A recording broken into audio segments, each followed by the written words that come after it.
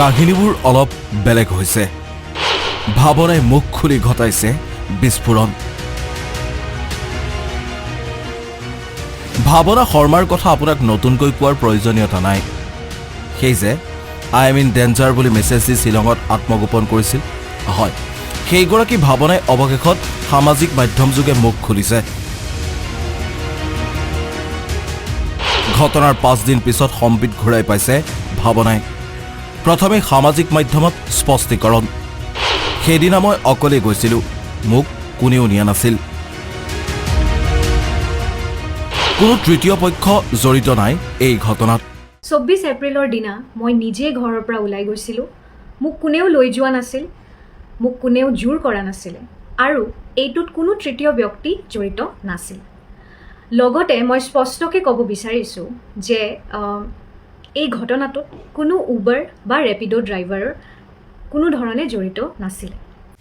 24 এপ্ৰিলৰ দিনা হঠাৎ নোহোৱা হোৱা ভাৱনা অকলেই শ্বিলঙলৈ গৈছিল বুলি প্ৰকাশ কৰি মাকক মেছেজ দিয়াৰ কথাও নস্যাৎ ভাৱনাৰ। মোৰ ঘৰৰ পৰা মই জালুকবাৰীলৈ গৈছিলোঁ, তাৰ পিছত পল্টন বজাৰলৈ পৰা শ্বিলং গ'লোঁ।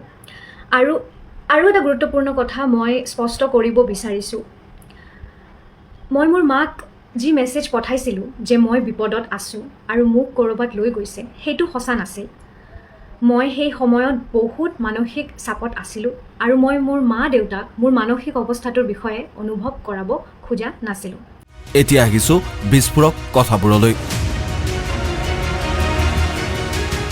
তীব্ৰ মানসিক অন্তৰ্দ্বন্দ্বত ভুগিছিল ভাৱনা।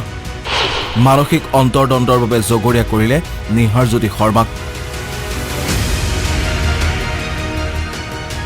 হয়, 2 বছৰীয়া প্ৰেম কাহিনীৰ নায়ক নিহাৰজ্যোতি শৰ্মাৰ বাবেই শ্বিলঙলৈ গৈ নিজক শেষ কৰাৰ পৰিকল্পনা কৰিছিল ভাৱনাই। দীৰ্ঘদিন ধৰি দুয়োৰে মাজত চলি আছিল সংঘাত। নিহাৰে ভয় ভাবুকি ধমকি প্ৰদান কৰি আহিছিল ভাৱনাক। সম্পৰ্ক বিচ্ছেদ কৰিলে ব্যক্তিগত ফটো ভাইৰেল কৰাৰো দিছিল ভাবুকি। হয়, ঘটনাবোৰে এতিয়া বৰণ সলাইছে। সিদিনা নিহাৰৰ পৰিয়ালে দিয়া ভাষ্য আৰু আজি ভাৱনাৰ মন্তব্যৰ মাজত আছে আকাশ পাতাল পাৰ্থক্য। 2 বছৰৰ পৰা মই নিহাৰজ্যোতি শৰ্মাৰ সৈতে এটা সম্পৰ্কত আছিলোঁ। এই সম্পৰ্কটো দুয়ো পক্ষৰ পৰিয়ালেও জানিছিল, কিন্তু সময়ৰ লগে লগে মই বহুত চাপ, ভয় আৰু ধমকি অনুভৱ কৰিছিলোঁ। মোক কোৱা হৈছিল যে যদি মই সম্পৰ্কটো এৰি দিওঁ তেন্তে মোৰ ব্যক্তিগত ফটো আৰু ভিডিঅ'বোৰ জনসমাজত প্ৰকাশ কৰা হ'ব।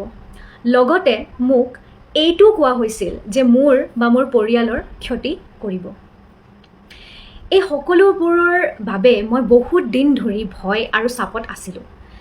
মই এইবোৰ কথা কাকো ক'ব পৰা নাছিলোঁ, আনকি নিজৰ পৰিয়ালকো ক'ব পৰা নাছিলোঁ। 24 এপ্ৰিলত মই যি পদক্ষেপ লৈছিলোঁ সেইটো এই দীঘলীয়া সময় ধৰি জমা হোৱা ভয় আৰু মানসিক চাপৰ ফল আছিল। নিহাৰৰ সৈতে সুসম্পৰ্ক থকা বুলি উল্লেখ কৰিছিল পৰিয়ালে। ঘটনাৰে তৃতীয় পক্ষ জড়িত আছে বুলি অভিযোগ নিহাৰৰ মাতৃৰ। কিন্তু পোনছাতে সকলো অভিযোগ নাকচ কৰি ভাৱনাই একমাত্ৰ জগৰীয়া কৰিছে নিহাৰক। কেৱল জগৰীয়াই নহয়, নিহাৰৰ বিৰুদ্ধে ভাৱনাই দাখিল কৰিছে এজাহাৰ।